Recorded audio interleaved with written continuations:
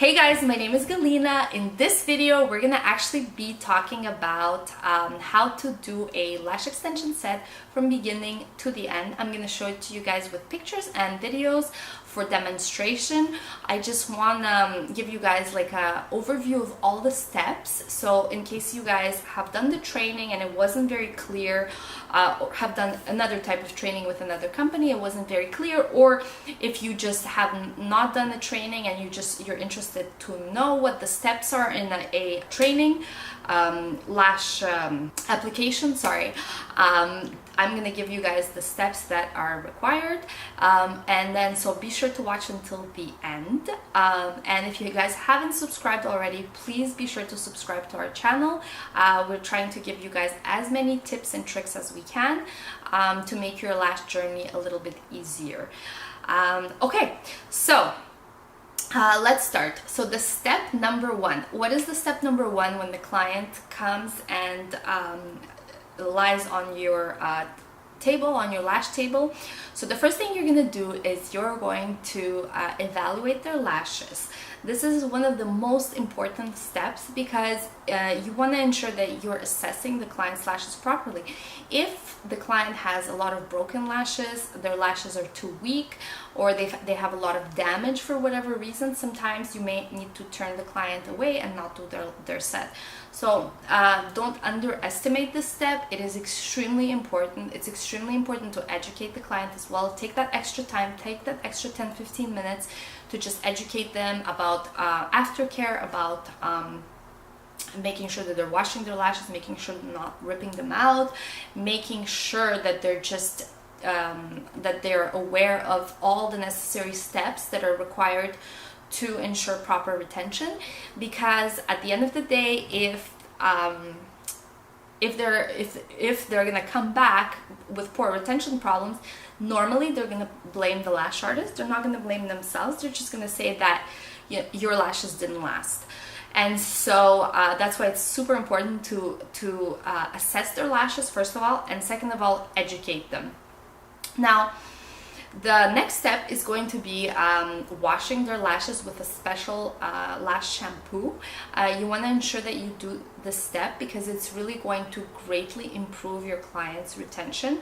Normally, because there's a lot of oil buildup, even when the clients say that they wash their lashes, very often you're still going to end up finding mascara. You're still going to find that there is like debris and residue. So it is always better, if you have the time, to do a proper cleanse, and it shouldn't take you longer than like 10 minutes normally. So then the step number two, after you have done the washing of the client's lashes, will be to apply primer to the client's natural lashes. So if you're doing a refill, you're actually going to just apply primer on the lashes as well as the client's natural lashes as well as their extensions. But if you're doing a full a brand new full set, you're just gonna prime the lashes entirely with micro brushes, ensuring that you cover the lashes with primer, making sure that you are only taking a very tiny amount, ensuring that you're not oversaturating the micro swabs, because if you oversaturate them, it's going to get into the client's eye, it's going to burn and make it uncomfortable for them. So if you're ever interested in checking out our lash primer, it's going to be linked in the description of this channel. So after you have done priming the lashes, you can dry them with a fan, or you can just wait a couple of minutes just so to ensure they're properly dried. And then the next step, what you're going to do is you're actually going to apply the the patches. So you're going to ensure that you apply the patches properly, making sure that you're getting all of the lower lashes, that they're covered. And you can also secure the lower lashes with a little bit of tape. You can use breathable tape, or you can use any kind of tape for lash artists normally. So that is the next step that you will do, ensuring that the client is comfortable. Always ask them if the patches are bothering them. A lot of clients, if you apply the patches too close to their eye, the inner corner, they might complain of burning. So you want to ensure that they're comfortable. So it's important to like readjust the patches if it needs to be readjusted. So the next step is actually going to be to map out your lash set. So this is really important. A lot, you know, initially some lash artists may skip this step, but it actually is very helpful because especially when you're just starting out, you're kind of it's hard to think of the 10 things that you like, different things that you have to do. You have to isolate, you have to ensure that you're fast enough with the glue, you have to think of the humidity in the room. So there's just so many things that are going through your mind. It's anything that will simplify the process is going to be very helpful. So if you have the numbers written down on the patches, this will really help because you're gonna remember, okay, this is 7C I need to put in the inner corners, and then in the middle I have 10C or 10D. So it's just gonna help you out tremendously. So don't forget to map out your lash set. It's really going to help a lot. Now, the other thing that is extremely important, the next step is going to be isolation. So you can isolate very, like, this is one of the steps that a lot of lash artists have trouble with in the beginning, because it is definitely very difficult to work, especially if you're like not used to working with that hand. Like let's say you're left-handed and you have to work with your right hand, or vice versa. It can get a little bit tricky. So when you're using both tweezers to isolate, you want to angle your tweezers downwards towards the lashes, and at the same time you'll angle your pickup tweezers upwards, okay, by lifting and moving the lashes away, because you're trying to create a field of vision to ensure that you're able to visualize the lashes, the lash that you're trying to isolate. So you're really trying to lift it up, and to ensure that your that it's perfect in your field of vision, that the lash that you're going to be working on is going to be in your field of vision. Okay, so then the next step is going to be to dip the lash extension in the glue. So while you're holding the extension from its tapered end, dip the extension into the adhesive.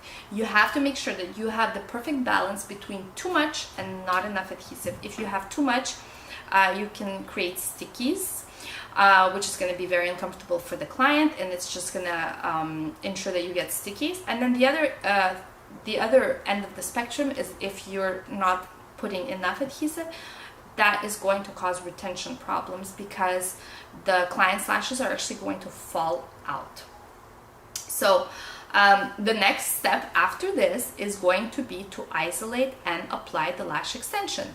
So as you're still isolating with your non-dominant hand, you're going to swipe the lash extension on the natural lash. The best is actually using the wrapping technique, because it's going to ensure that you have the best retention. The wrapping technique is when you actually try to wrap the foot of the fan onto the client's natural lash, and so it's going to be very flush like this, and it's going to kind of wrap around. So the retention should technically be stronger if done correctly. So, and it's also important to ensure that there's no gaps when you're applying the extension on the natural lash, because and that the adhesive has spreaded smoothly, because that once again is going to help with retention as well. Okay, so so after you have done this, you want to also really think about making sure that the lash extension is anywhere from 0.5 millimeters to 1 millimeter from the eyelid, nothing more or less. If it's closer to the eyelid than 0.5 millimeters, it's going to poke the client and make it very uncomfortable. If it's further away from the eyelid, what can happen is issues with retention and drooping of the lashes into the client's eye, making it very uncomfortable as well. So always keep that in mind as well. The next step after now you're going to continue doing the isolation, the placement, and the dipping into the glue and applying the lashes. So towards the end, another step that is extremely important to not remember, sorry, not to not remember, is to look for stickies. So some lash artists tend to look for stickies throughout the set.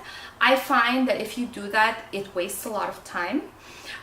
So I think one of the techniques that is really good is actually doing it towards the end, because then you're just doing it once, and even if it takes you, let's say, 5 to 7 minutes, it's fine. Basically you just want to make sure you look for stickies and remove them using the banana peel technique.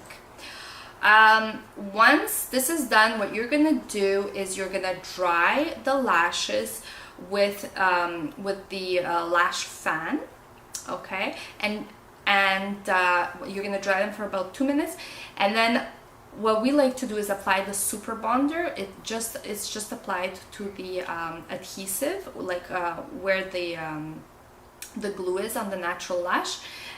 You're just gonna apply the super bonder to those spots, and then what you're gonna do is dry again with the lash fan, ensuring that everything is dry. Dry it for about 5 minutes.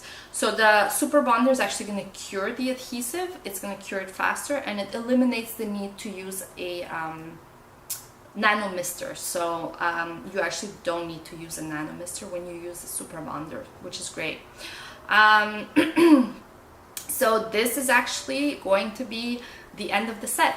Hopefully your clients love their lashes, and you know, if they are having any issues like with retention or anything like that, just be sure to educate them so that they know to reach out to you and ask you any questions that they may need to ask. So hopefully you guys enjoyed this video. If you guys have any questions, please let us know below. If you guys want for us to talk about any other topics, also please let us know, and be sure to give this video a thumbs up and like and subscribe. Thank you so much for watching.